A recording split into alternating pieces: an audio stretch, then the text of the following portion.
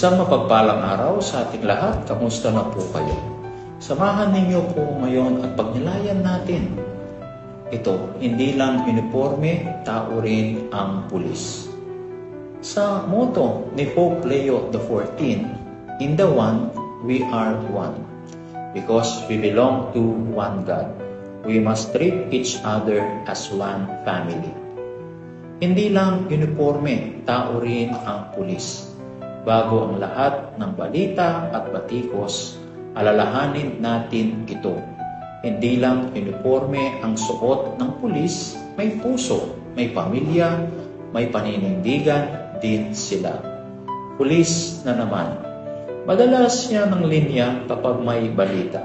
May raid, may huli, may issue. Minsan pa nga, kahit wala pang buong detalye, may hatol na agad. Sila na naman. Mali na naman. Pero kailan ba natin sila tinanong? Kamusta ka, sir? Kumain ka na ba, ma'am? Anong kwento sa likod ng badge mo? Sabi nga po ni Pope Leo XIV, in the one, we are one, dahil iisa ang Diyos na pinagmumulan natin. Dapat ituring ang bawat isa bilang kapamilya, hindi bilang kaaway, hindi bilang estranghero. Hindi dahil pulis sila ay hindi na sila pwedeng unawain. Hindi dahil may ilang sumablay ay wala na matino. Oo, may mga pulis na nagkamali, pero hindi ba sa bawat profesyon may pagkakataong may nagkukulang? May mga opisyal na hindi naging tapat sa kanilang tungkulin. Ngunit hindi ito nangangahulugan na ganoon ang kabuuan, di ba?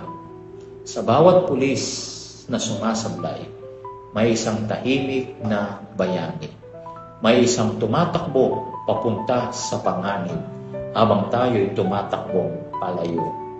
May isang hindi umuuwi para lang tayo makauwi ng ligtas. So we, though many, are one body in Christ and individually parts of one another. Sabi nga po sa Romans chapter 12 verse 5. Kung totoo nga ang in the one, we are one, dapat mas piliin nating magtulungan kesa maghatulan. Mas piliin nating magdasal para sa mga pulis na nagsasakripisyo kesa mag-generalize sa mga pagkukulang ng ilan. Mas piliin nating kilalanin ang tao, hindi lang ang uniforme. Pulis na naman, sana'y hindi na maging linya ng pagputya, kundi maging simula ng malasakit. Pulis na naman, baka pagod na siya. Pulis na naman, baka may pamilyang hinihintay siyang makauwi. Pulis na naman, baka kailangan niya ng dasal at hindi ng duda. Because we belong to one God, we must treat each other as one family. Sa pamilyang ito, ang pulis ay hindi tagalabas.